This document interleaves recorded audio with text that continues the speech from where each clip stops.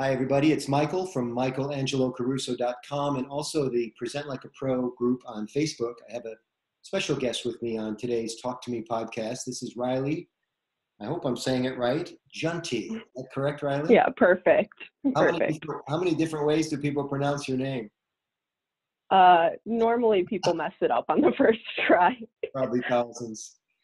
I first Yeah. became aware of you reading about you here in the local paper, but apparently you're a well-known expert on the media circuit. You've had huge hmm opportunities to talk to major outlets on a very sensitive topic, something that you became an expert at, perhaps accidentally. Yeah. Yeah. So I've been doing media interviews for about the past 2 years now. So it's funny that you found me just through the local newspaper in Michigan. Right, right. Well, I just moved to Rochester, Michigan, and we're just now seeing some of the local stuff here. And you're such a good role model in the area, and I wanted to talk to you about your situation. Before we do the big reveal here of why everybody wants to talk to you, can you set the stage for us about how it was like to grow up for you and your family, and um, give us some context for what turned out to be a troubled stage of life for you later on? How many siblings? Yes. I have one sibling, a brother named Alex. He's a little bit older than me. But it's funny because I grew up in a very traditional household. Like my parents were successful. I had a big house and a dog, and I was involved in extracurriculars, and I was an all-A student. So that's why it surprised a lot of people when I started having a troubled childhood, is because I had everything going for me. Um, but mental illness and adversity definitely doesn't discriminate no matter where you come from. And I think that's something that I've learned through my story. Right, right. So there's the big reveal, everybody, some mental illness issues. Now, this is an interesting category. Most people don't understand a whip about it. And there are so hmm many different types of mental illness. Let's start at 30,000 feet and then we'll zoom into your particular situation.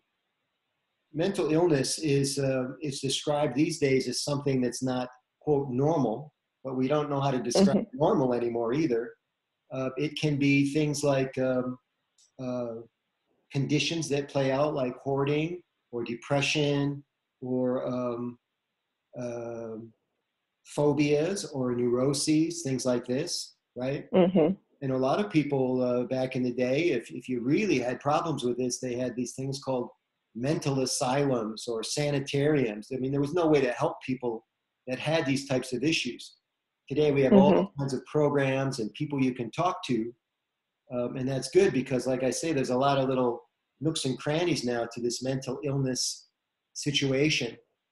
When did you first become aware that you might have some sort of mental illness going on?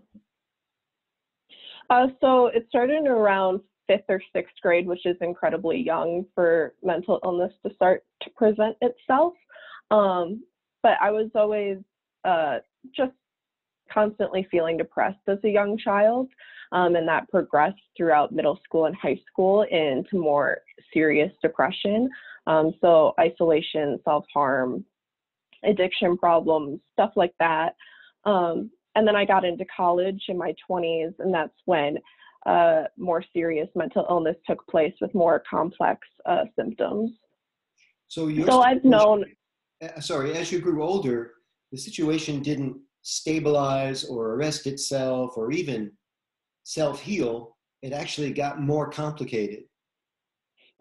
yeah, so Is it because of you didn't know what was happening, or you didn't get the proper help, or was there no stopping this train once it was out of the station? So I got help when I was 13 years old. I attempted to take my life when I was 13 and went into a treatment program at that time in my life. Um, I was taken off medication quite early after treatment, so I was never on medication growing up. And at that time, I just had a diagnosis of depression and anxiety. Uh, and then I think genetics play a role, and also life stressors. I don't know if it was inevitable or not, but I believed that it was going to eventually happen. Uh, in my 20s. So. Okay. So let's continue the narrative, then we'll come back and talk about some things that might be able to help people that are listening to the audio version of this podcast or watching the video version of it. So you entered college with perhaps a little basket of problems, and then things went from bad to worse. Is that how you describe it? Yeah, so I started experiencing more complex symptoms, I call them, when I was about 19 to 20 in my sophomore year of college. So I had racing thoughts, impulsivity, recklessness, a drinking problem. I was hanging around the wrong people, spending a lot of money that I shouldn't be spending. So things some people progressed. think that all kids in college go through that kind of stuff.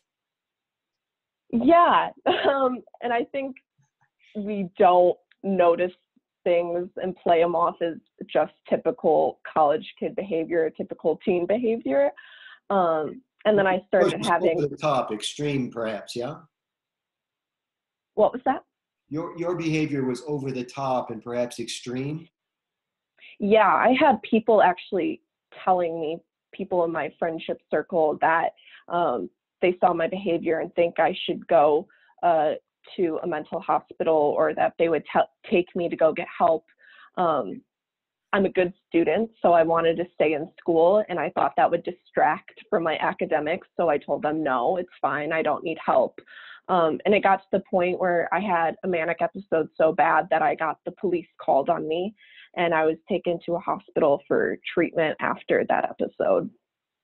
So the police usually get called in when something is illegal or perceived to be illegal. That's how bad things got. So actually, police deal with mental health problems a lot. So if someone's showing behavior that is alarming to them, in my case, I went to my therapy appointment that day and I wasn't speaking correctly.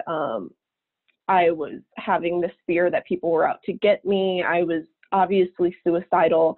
So that's when the police were called. It wasn't that I was breaking the law or anything. It was a call for my own safety. Okay. So what happened next? So I was taken to a hospital in Holland, Michigan, to the psychiatric ward there. And I stayed there for about 2 weeks getting treatment. And that's when I finally got my diagnosis of bipolar disorder. And I walked out of the hospital with 3 diagnoses, actually: bipolar, borderline personality disorder, and PTSD. I went to intensive therapy during the summer after I got out of the psychiatric ward, and now my team of medical professionals have just decided that it's bipolar disorder. But diagnoses can change in the midst of all of it, because I was under so much trauma and such bad symptoms that, you know, you can overdiagnose or misdiagnose the wrong thing. Well, I think too, it's awful hard to dial this in. You know, if you go in for a physical and they do a CBC or a blood test, they have numbers and measurements that tell them with a certainty that you have a certain thing. But I don't think the diagnosis in the mental field works like this. They're guessing all the time. Yeah. And you get this combo platter situation, which a lot of people do have. I imagine it gets really hard to deliver a proper diagnosis. I'm glad to hear that 2 of the 3 vanished or dissipated. I was going to ask about PTSD.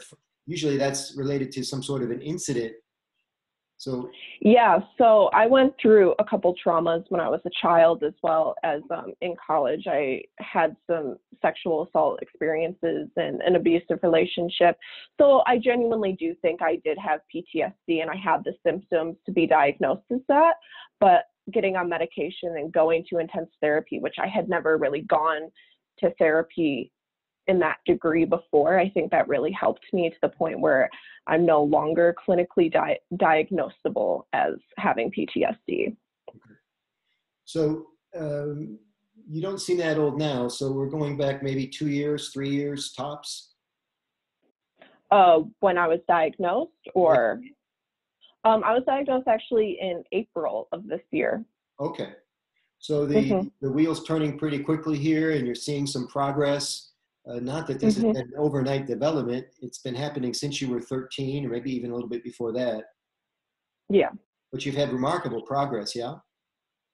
Yeah, I attribute a lot of that to medication. Bipolar patients, it's pretty vital that you take medication. Um, and I saw great progress through that. And also moving back into a stable environment outside of that uh, partying and college environment that I was in before that was very destructive to my mental health. So I put a lot of work in uh, to be in the mind state that I am now.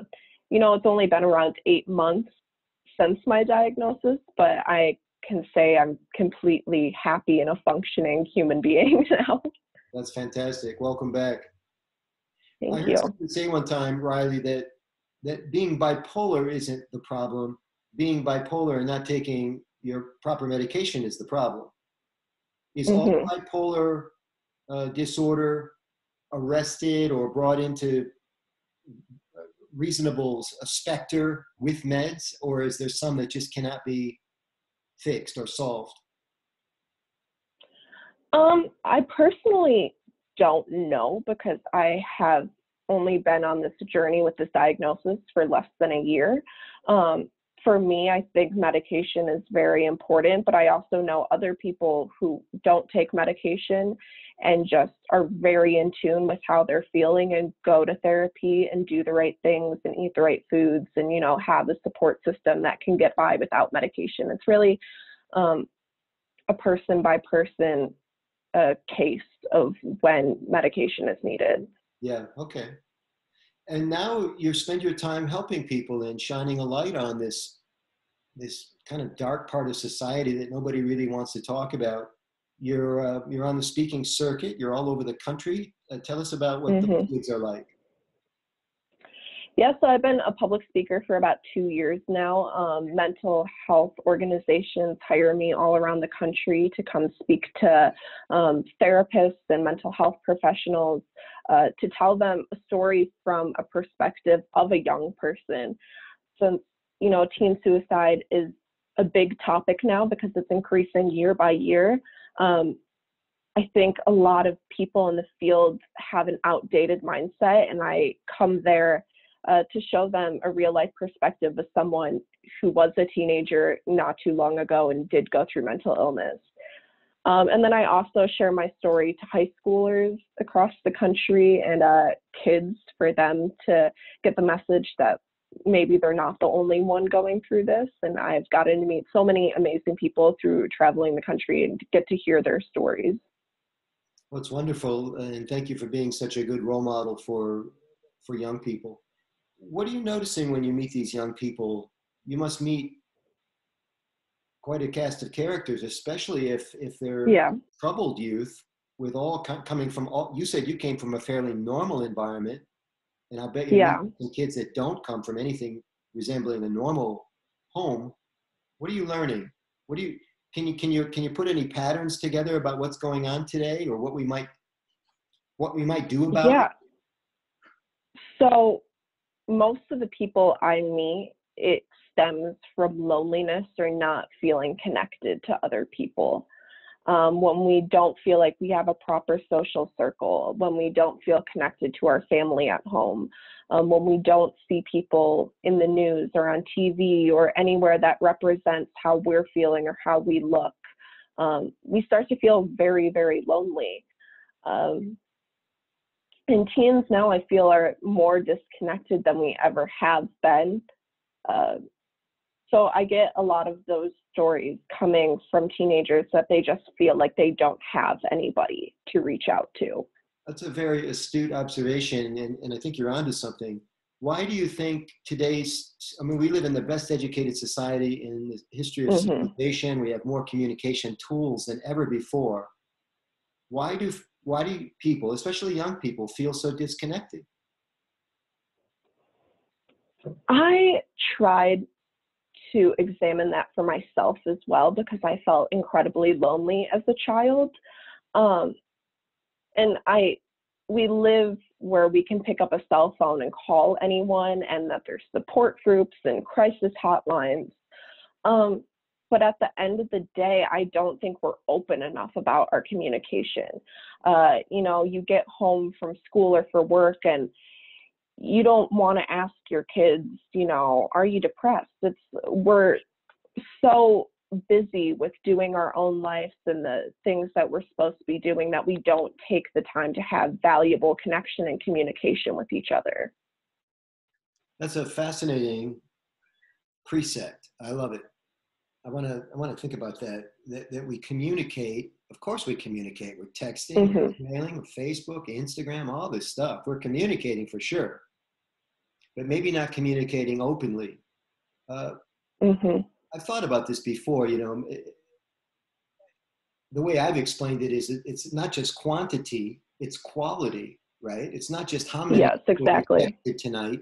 It's what's the quality of those text conversations? Was it all sports and weather? Was it shallow stuff? Was it meaningful? Was it about true feelings? Was it about solving problems or complaining? There's a large menu of things that we can talk about. It seems like we've really gone to a shallow level when we talk to other people. Yeah, exactly. And it's just so funny because we have so many methods of communication and we could be using them for good and to deepen our connection to each other. It's just we haven't been taking the opportunity to do that.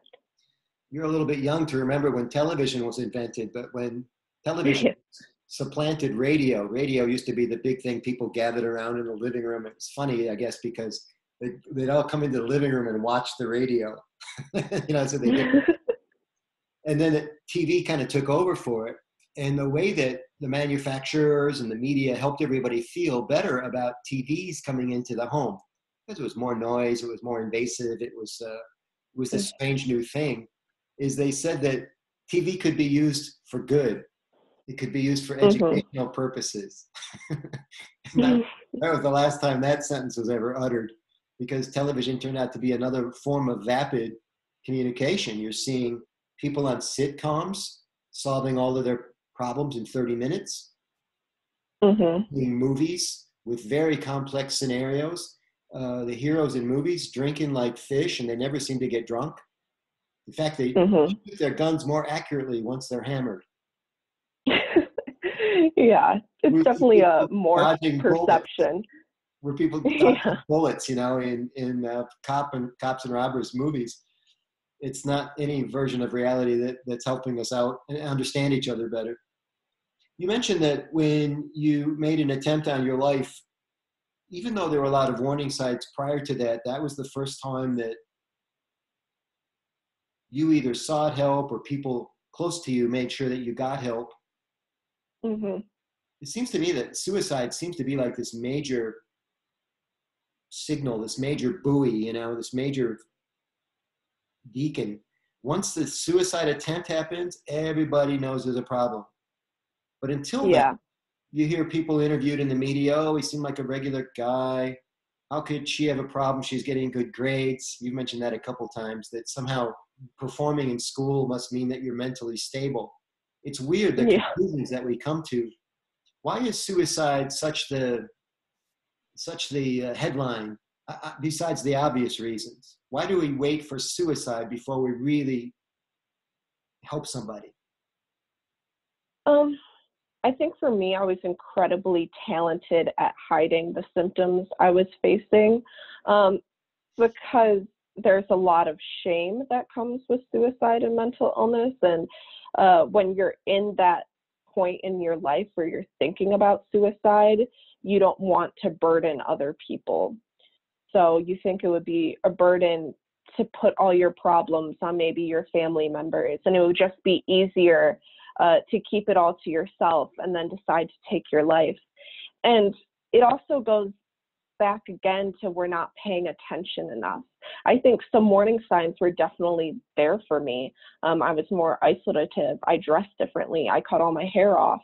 I stopped playing sports. There were warning signs, but I don't think we pay attention enough to them, or we play them off once again as that's normal teen behavior. Yeah, it's hard to disguise a suicide attempt. Yeah. because there's something, Yeah. even if you fail, the marks are there, or you had to go to the hospital, or, there's a police report. It's just harder to hide that. It's interesting too, to hear you talk about how people who think about committing suicide feel that they would somehow be less of a burden if they did away with themselves.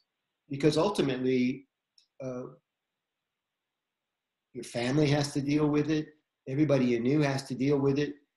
The burden actually increases. The people thinking forever, I could have done something to help her. The guilt, the years and years of guilt that people would have. So even thinking, for those of you watching that may be struggling with this, those of you thinking, doing away with yourself is somehow going to solve the problem or be less of a burden. That in itself is a mental disability, isn't it?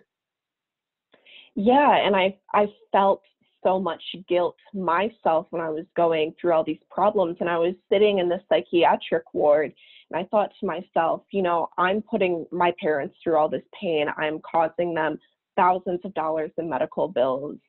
I'm burdening my family by now they have to tell people they have a child with mental illness. And it's such disturbed thinking and morphed thinking.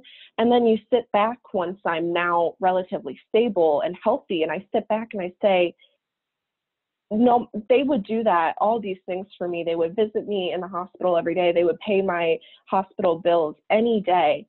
But if I took my own life, they would never recover from that. They will recover from the episode I went through, but they will never, ever recover if I took my life. That's another fascinating observation that you don't hear much from younger people at all. I'm so glad that you're getting some clarity on how this really works. Yeah. It's so funny because mental instability or mental illness has the person who's afflicted trying to make decisions about what's happening, but they're unable to do so because of the mental illness. I'm a big mountain climbing fan. I don't climb mountains. I have to live vicariously through the people who do.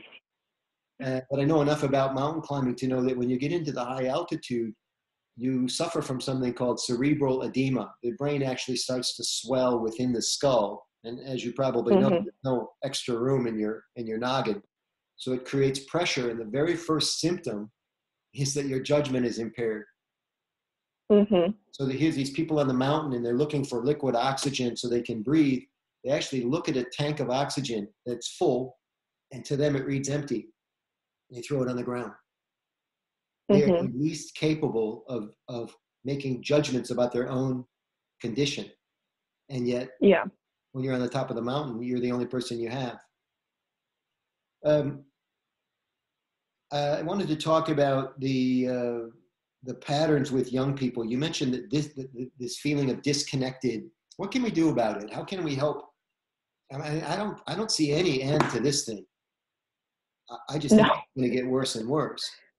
How can we help people understand that the value of nutritious conversation, of real dialogue, of what you call open communication versus non-open communication?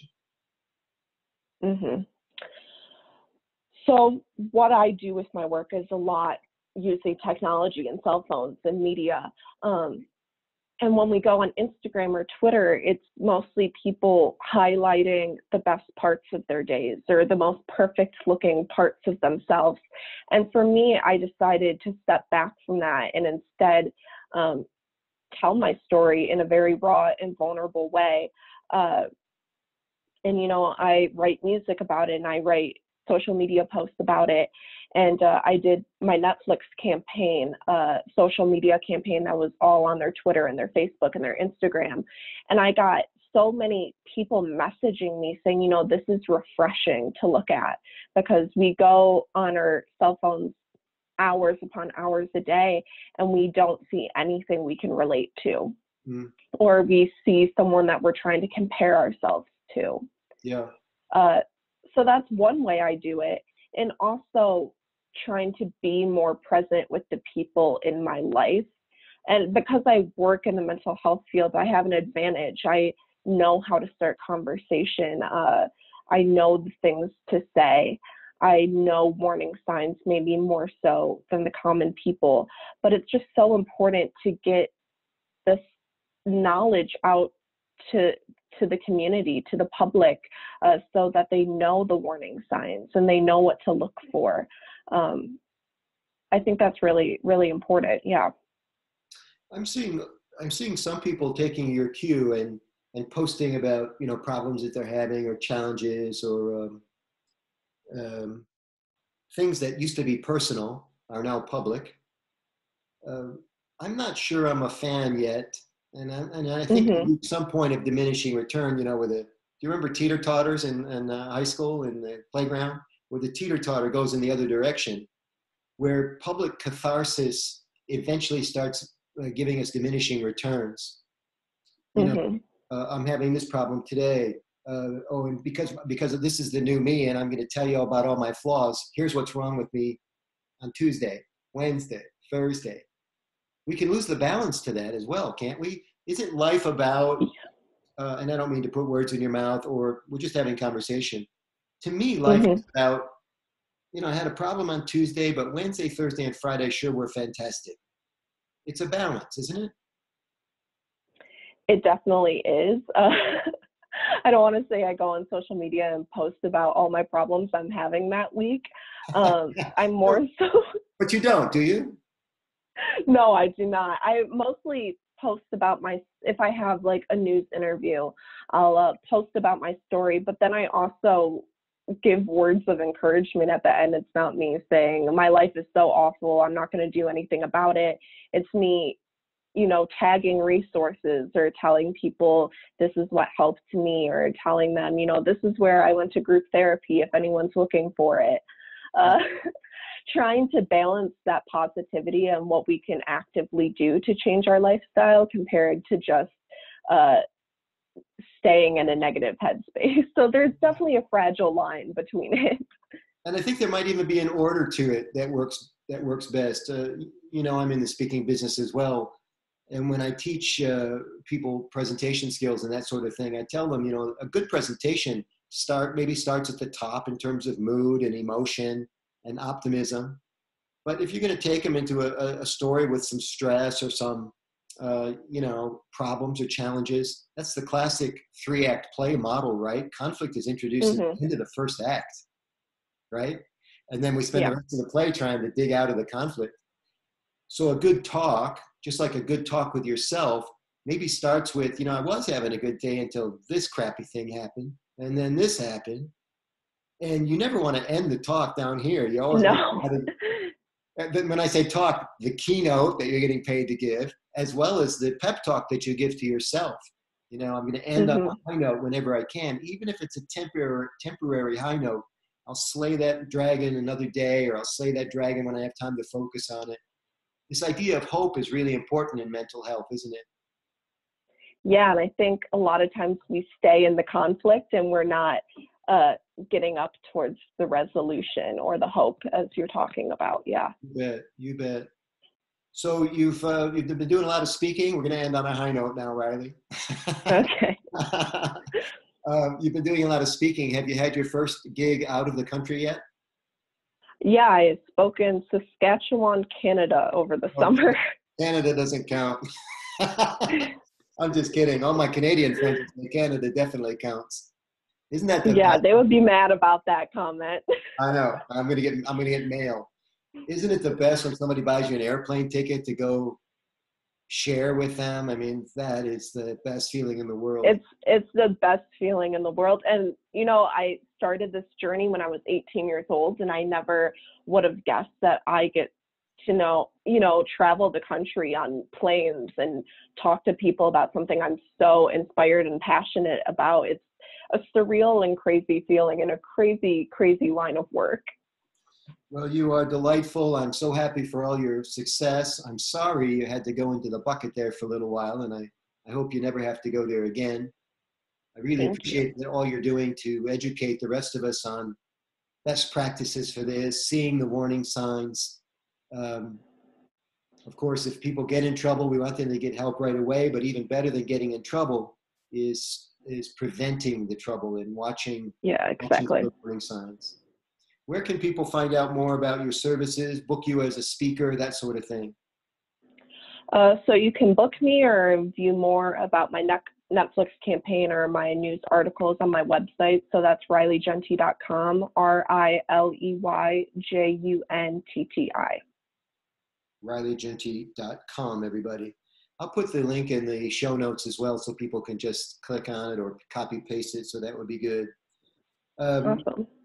You are amazing. Thank you for all that you're doing. And I hope we get a chance to meet one day, maybe on the speaking circuit.